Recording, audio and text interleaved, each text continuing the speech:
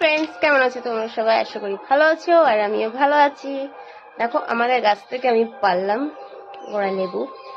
এই লেবুগুলো তো কাঁচাতে খুব টক হয়, আর এতে একটু হলুদ হলুদ রং হয়ে এসছে। এইবার খেতে হেব্বি লাগে শীতকালে, রোদে বসে বসে যেহেতু খাবো, নুন লঙ্কা মাখিয়ে।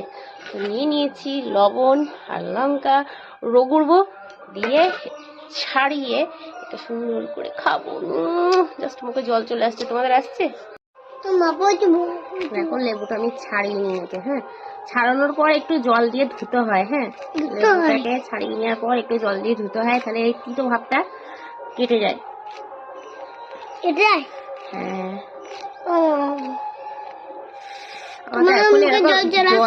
জল বেরিয়ে এত লেবুটার রস না, কি বলবো। আর নুন লঙ্কা মাখিয়ে খাবো, হেভি লাগে।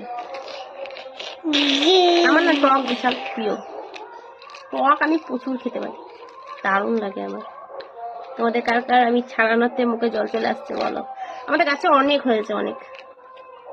আমার ননদের বিয়ে হয়ে গেছে, তো ননদ আমরা সব একসাথে খেতাম। ননদ ফোন করে করে বলছে যে আমার জন্য পাঠিয়ে দিতে, ও তো প্রেগনেন্ট আছে।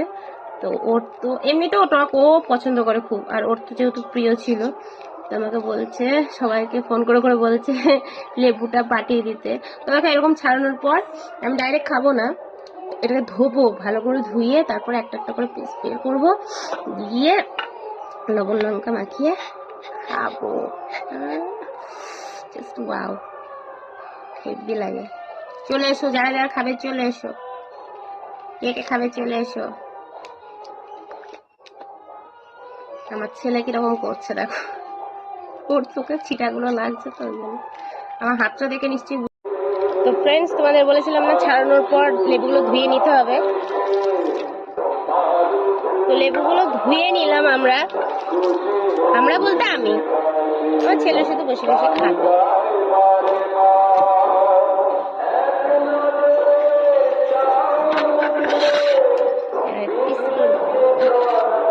দেখো, লঙ্কাটাকে রগড়তে হবে।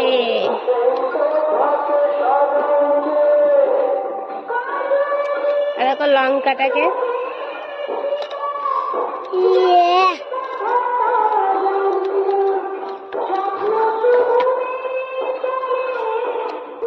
সেই লাগে, দারুণ লাগে খেতে।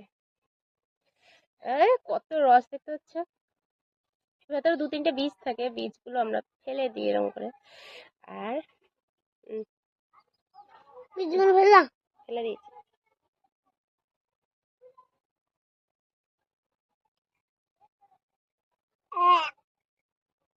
বিশাল টক, এখন একটু মিষ্টি হয়েছে।